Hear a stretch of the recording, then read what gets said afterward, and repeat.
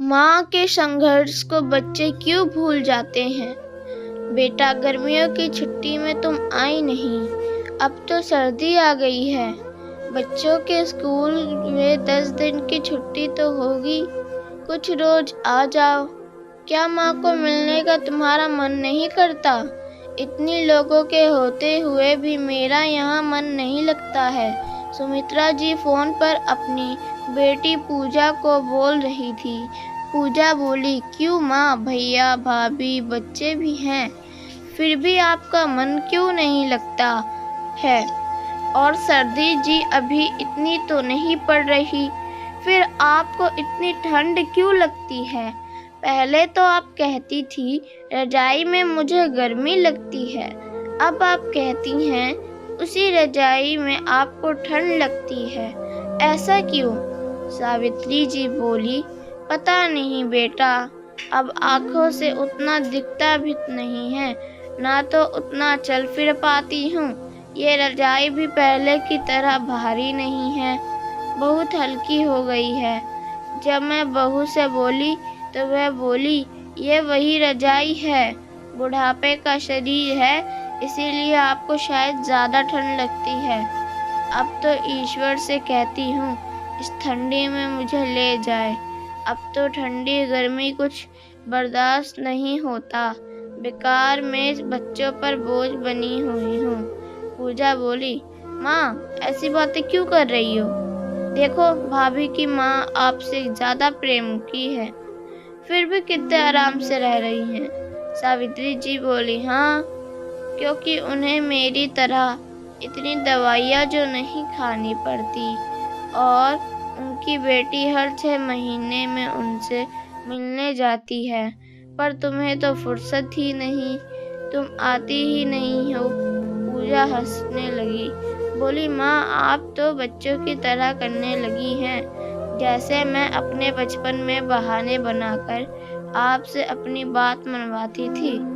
सावित्री जी बोली, हर माँ बाप एक उम्र हो जाने के बाद अपने बच्चों की बच्चे बन जाते हैं।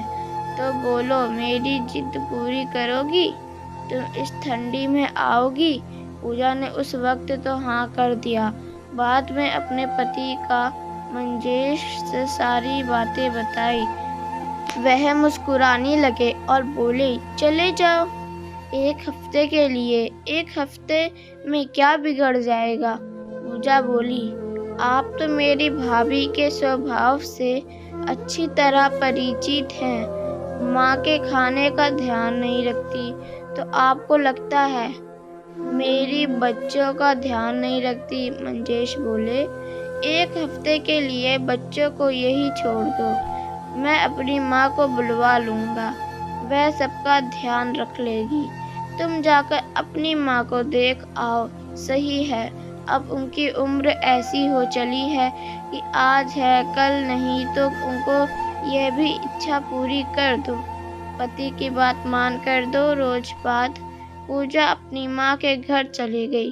पूजा की माँ अपने समय में शिक्षिका थी। उसकी नौकरी खत्म होने के बाद कई तरह की बीमारियों ने उन्हें घेर लिया।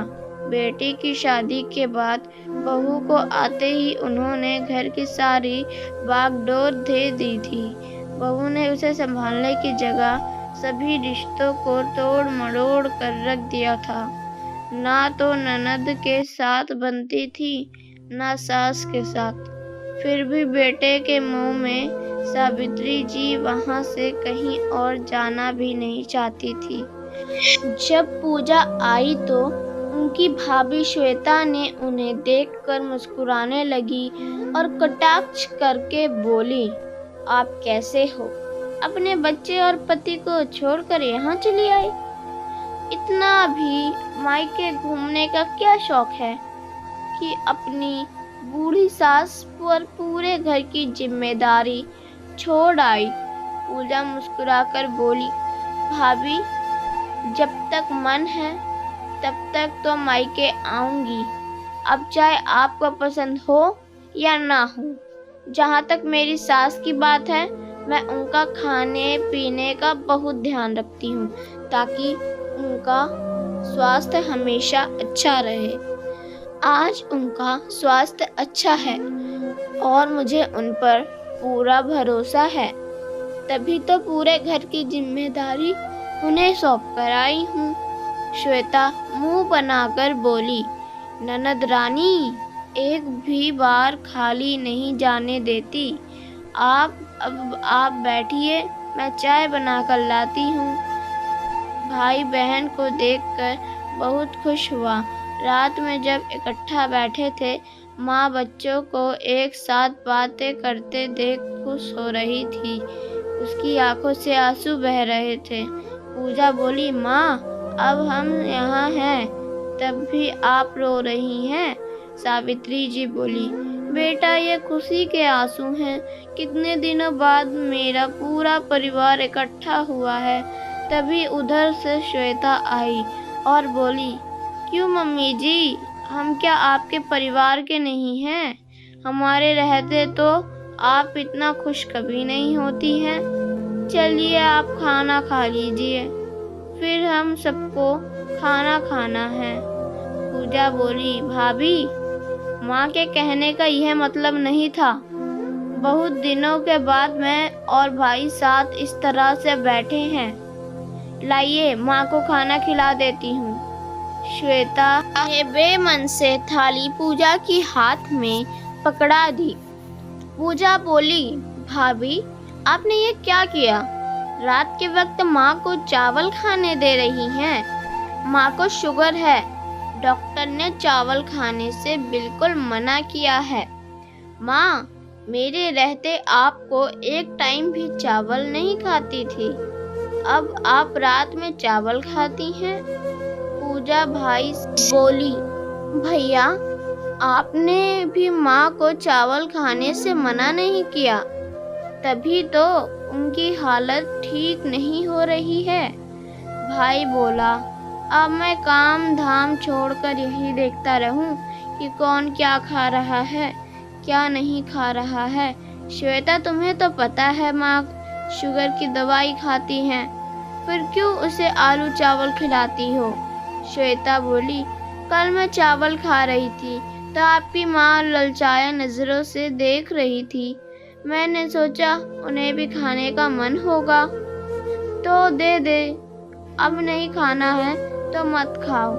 इतना कहकर श्वेता पूजा के हाथों से थाली खींच कर ले गई और फिर रोटी डालकर थाली दे गई।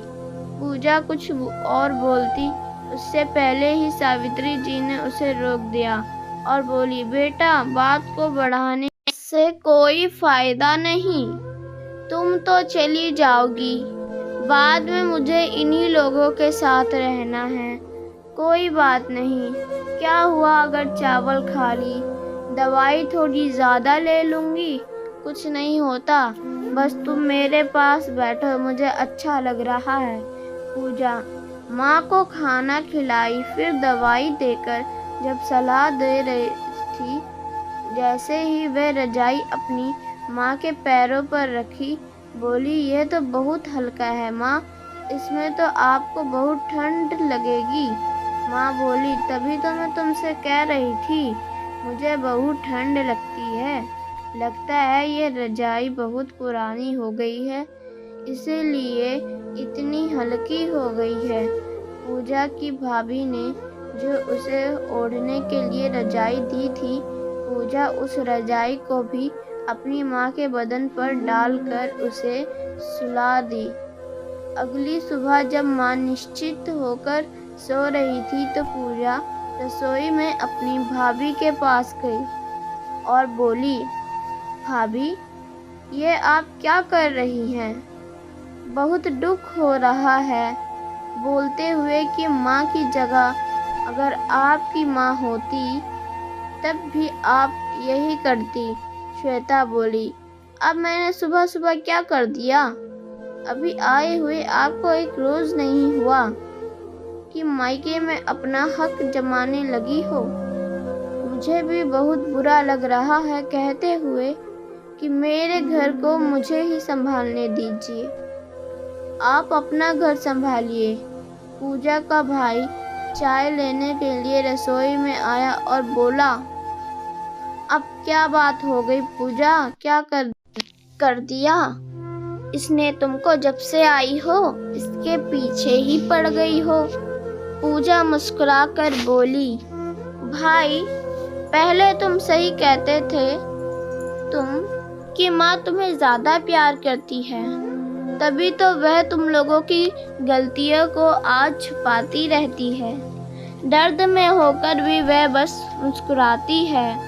भाई बोला, बात को गोल गोल मत घुमाओ, आखिर बात क्या है ये बताओ। मैं तुम्हें देखकर खुश हुआ, परंतु कल से घर का माहौल किसी न किसी बात पर खराब हो रहा है जो मुझे बिल्कुल पसंद नहीं।